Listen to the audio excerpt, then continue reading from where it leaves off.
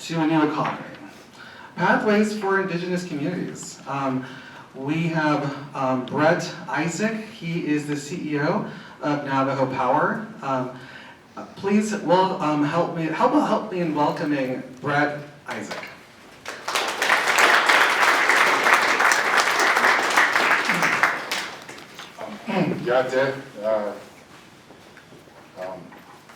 Good morning, everybody. Brett Isaac and Kiani Mishma. Good morning, everybody. My name is Brett Isaac. I'm coming here straight from a week of council sessions to see some of our leaders in town. And we had this item that we're putting up to help, one of our projects with the tax issue that we're dealing with. And, it's kind of interesting coming here to speak about what it's like to do business here. And it didn't go our way, and this is what an entrepreneur looks like after having those things kind of happen.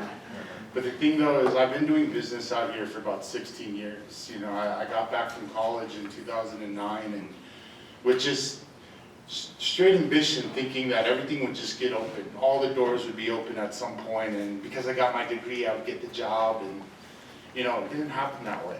In fact, there were more doors closed than were open, and it just felt like everything I was back then, being in your 20s, looking at what you can do about these mountains of challenges that we see all across our lands.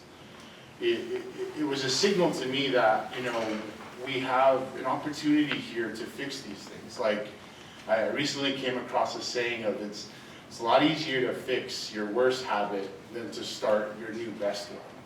Meaning, like, fix the leak before you fill the bucket.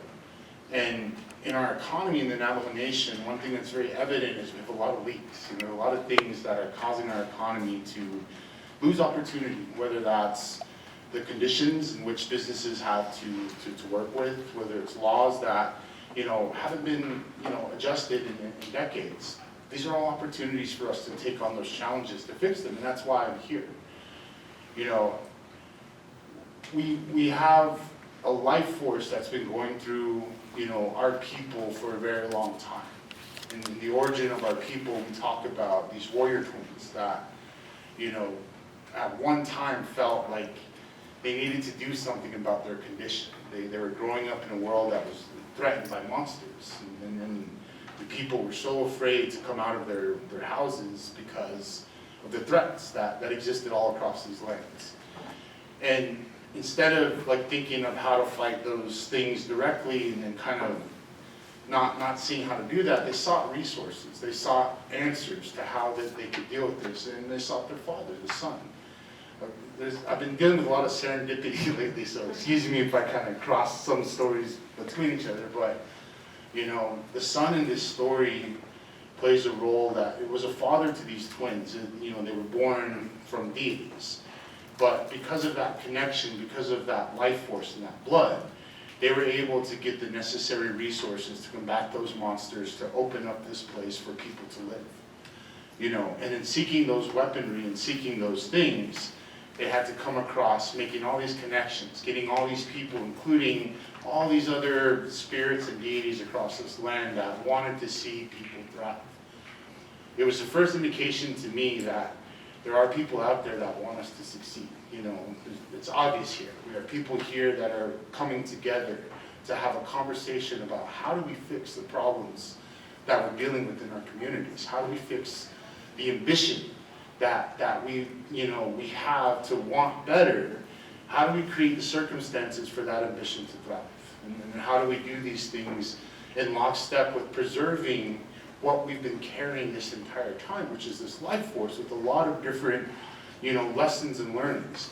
That story about the warrior twins is not just folklore. That was instructions on how you deal with adversity.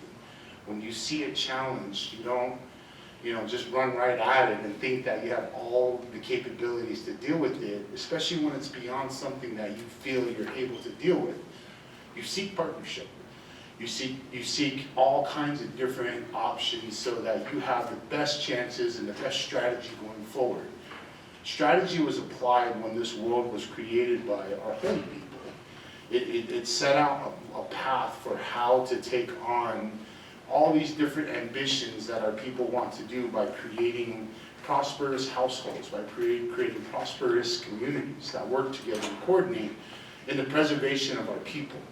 That prosperity is on the other side of the hard work that we have to do. And so for me, you know, the story that we've kind of been told as children about how we got to this point is also a reminder about the sacredness of what we're carrying as people. You know, our prosperity is also built on the economy that we're building. And so although we may be feeling like we're dropped in the middle of two worlds, one balancing this culture and all this very rich vitality in story and song and prayer, and we're looking at this Western system that has totally upended the way that we feed ourselves, the way that we clothe ourselves. And it's changed the way that we think about our productivity. Because in order to retain the things that we need and to survive in this current situation, we got to blend those two worlds in a way that fits us and that models us and that replicates the things that we want to push forward in this world. That's the difficulty of an entrepreneur right now, is because you're kind of stuck in this flexible zone where all the options are on the table. But also, at the same time as there are options, there are also things that are detrimental. There are threats. There are things that prevent us from moving. And just like those monsters that existed before, there are things like predatory capitalism that can be wielded against us and have been wielded against us. There have been companies that have not been totally honest. And so, knowing that and being honest with that, the entrepreneur has to say, okay, if I take on this burden, I need to know exactly what I'm carrying. So I'm standing here before you saying, like, I may look a little disheveled and maybe a little, you know, my heart's a little defeated a bit, but that doesn't stop the journey, nor does it stop my ambition. This can't be the end of our story. The thing is we've been trying to do what we've been doing. Navajo Power was created 8 years ago. You know, I had grown up, you know, about an hour from here in the Black Mesa region.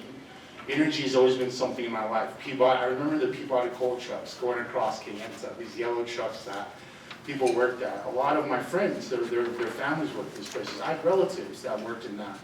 But the moment we started seeing the rumblings of a decline in their production, immediately we saw the fear in the workers' eyes. What is next? How do I continue to live here, to provide?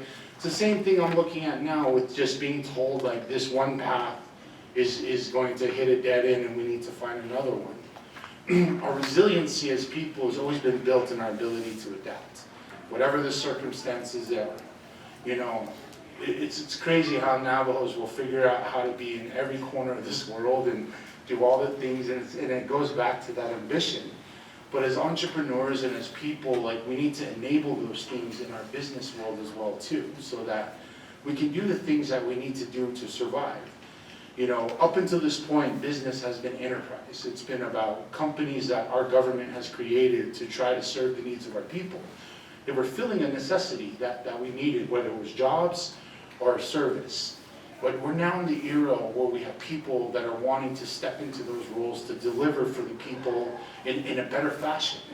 And we need to make room for those folks as well too. But we also need to prepare them for what the realities are in this business setting. You know, I've been around decades, not decades, I've been around years. I don't have 2 decades of experience yet, so I used to say I can't get a job at Navajo Nation because I don't have 20 years yet. I mean, I haven't been out of college 20 years yet. But, you know, I want to emphasize something too, which is, you know, like, what have I done? Proof, you know. There's a lot of conversations about, well, we can do this or that.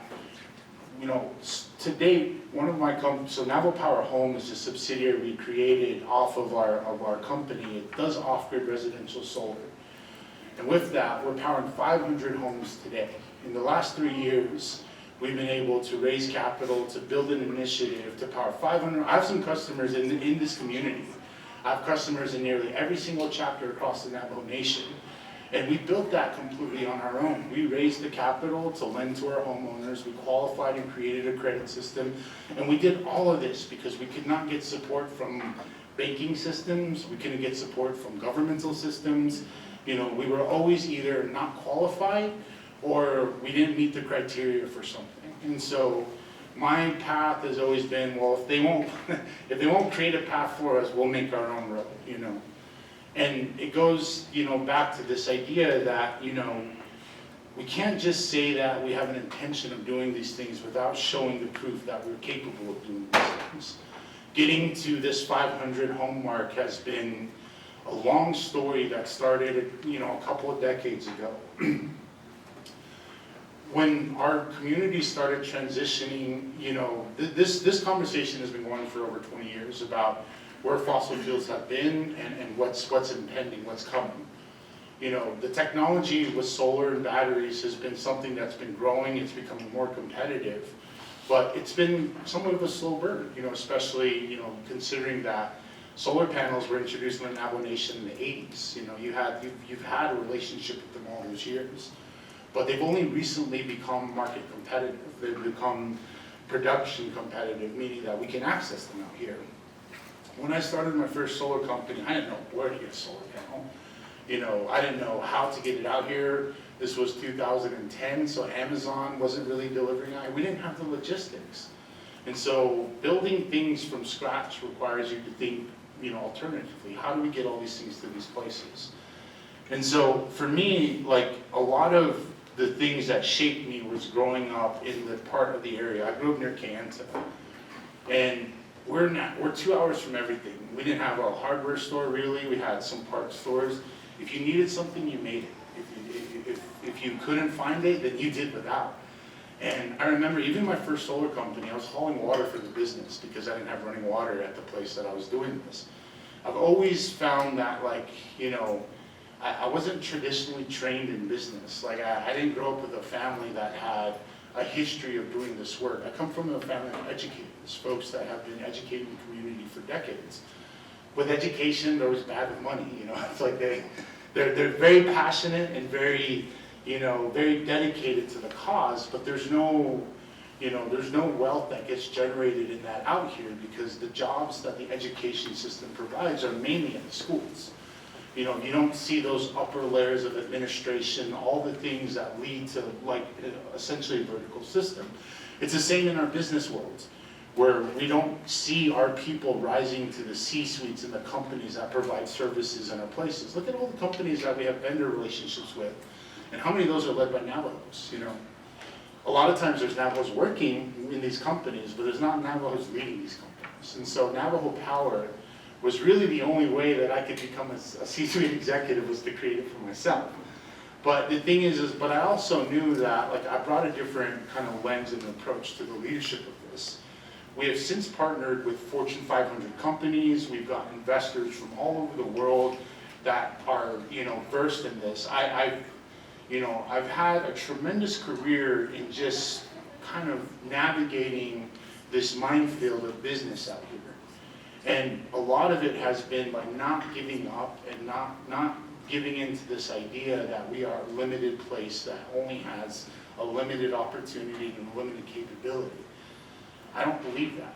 I've seen all the things that our people have been able to survive. We are cut from the cloth of folks that have literally moved mountains and have been part of stories that shaped the entire region and how it looks and how it operates.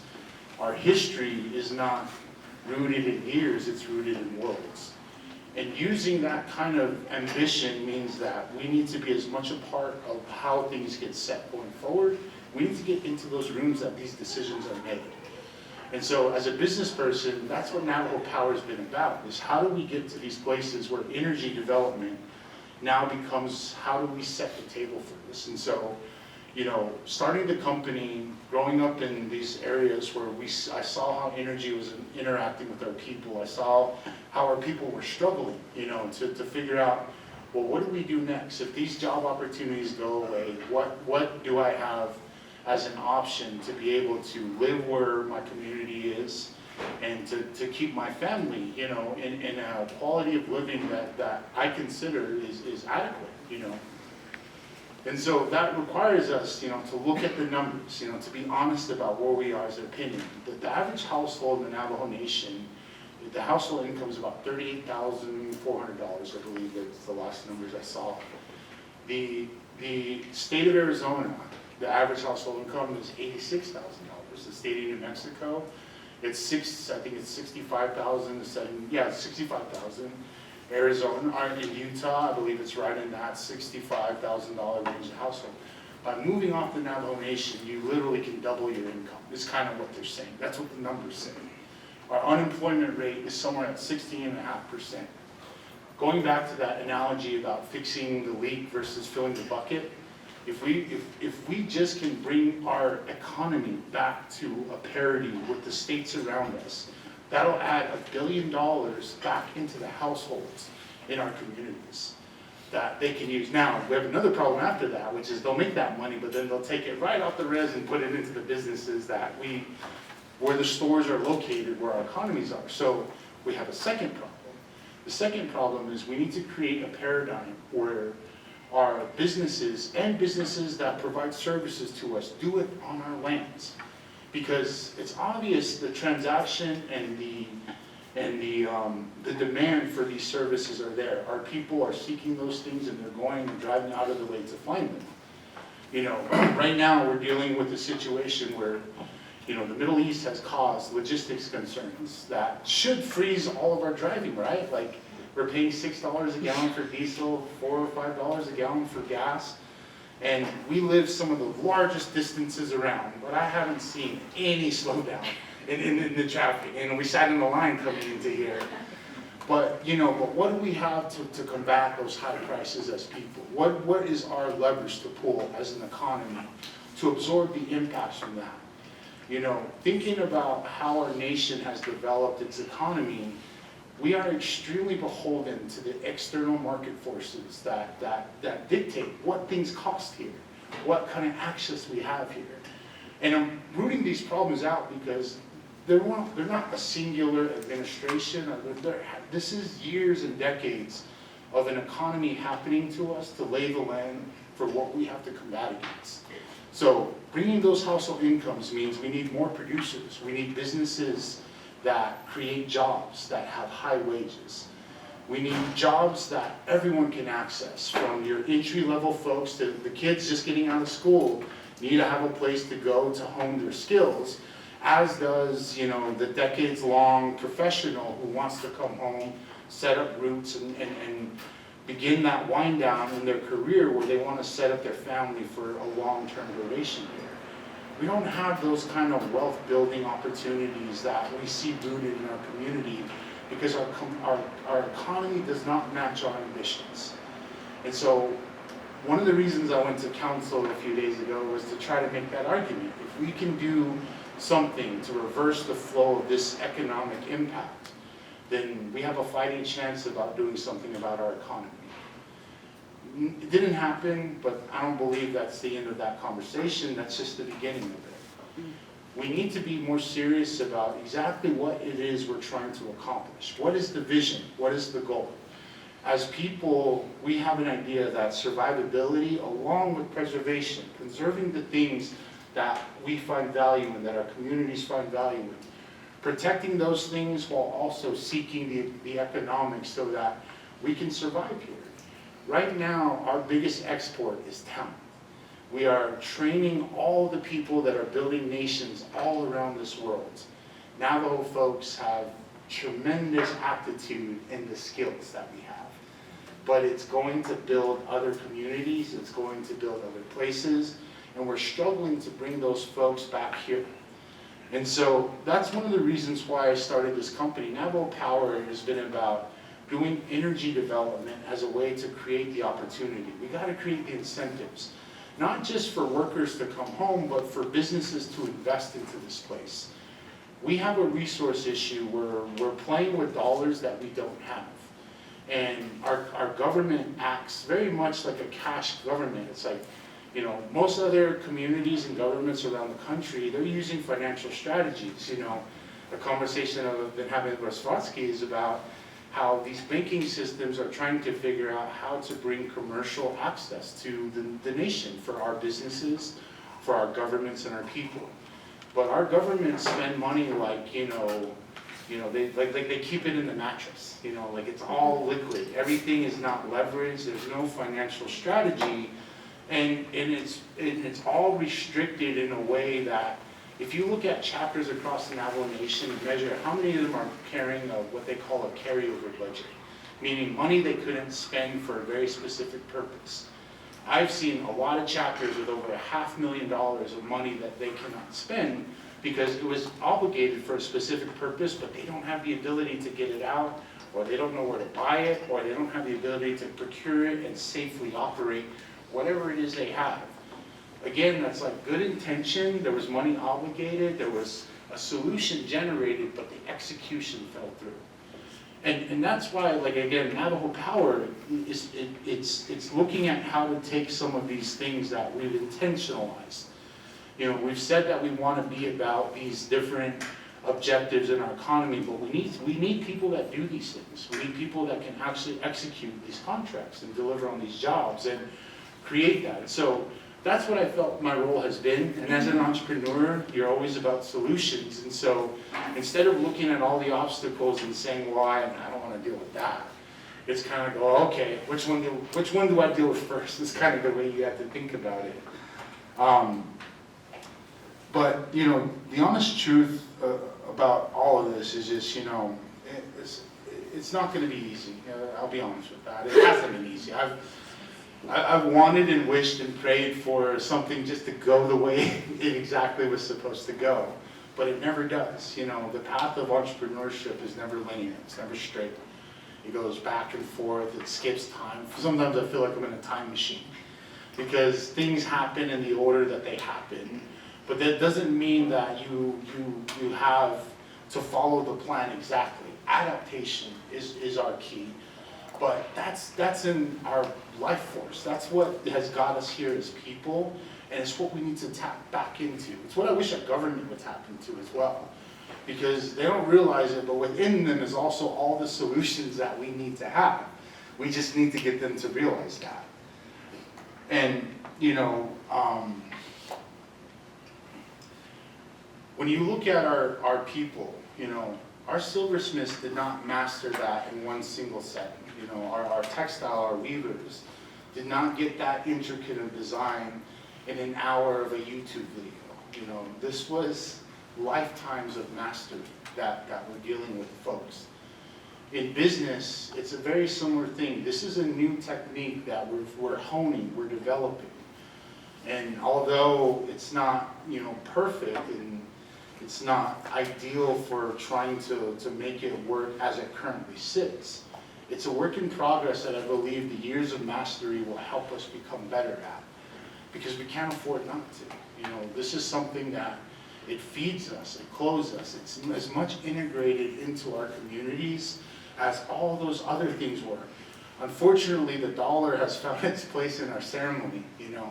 It's found its way into all the cultural components of the things that we do, because it's taken the place of something that we used to be able to utilize in a previous version of ourselves. I encourage us not to get stuck with the idea that we were one thing all the time. You know, we've always found the calling to rise to the challenge and adapt. And, you know, when change throws its hardest punches, you know, like, eventually you learn to duck and counter. And I think as entrepreneurs, that's kind of the thing I say is like, we've done a lot to get our government and our people into this position we're in. We're starting to quantify the delta we have to overcome. I gave you some numbers of what our households are dealing with. You know, we know how to do the analysis on this. What we need to do as people is we need to come forward and put forward a vision that we can put policy behind and that we can lead our people behind. We need bold leadership.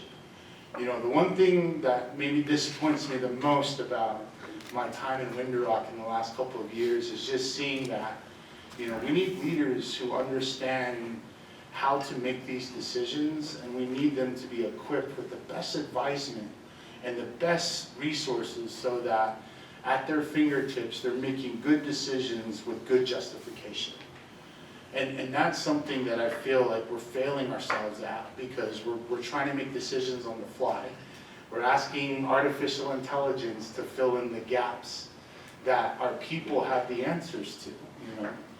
And so I feel that it's about time that we look at ways that we challenge these. We're in an election year. There's a whole roster of names I saw come out this morning about people that are vying for our support, you know, and we need to challenge them that these challenges that we're seeing, these threats to our community, these threats to our survival as people, need to be addressed in their platforms, but with more than just words, commitments to actually addressing this. I've heard every politician say they want to be about renewable energy, and I haven't touched on that conversation because, you know, we're still in the transition. You know, as much as we want to say we're on to the next thing, this community is proof that we're still dealing with the fallout of the things that have happened still.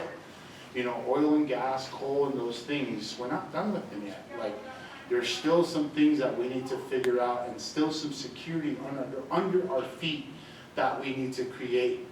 But to move forward and to create a better outcome for our people, we need to figure out how we use this conversation about doing things in a better way to drive the policy that we need to make that happen. Like, to make the business environment to make that happen, to create the opportunity. And I fully believe that we've had the time of the enterprises, we've had the time of companies working through it. Now it's the time of the entrepreneur. We need to activate our greatest resource, which is our people and their ambition.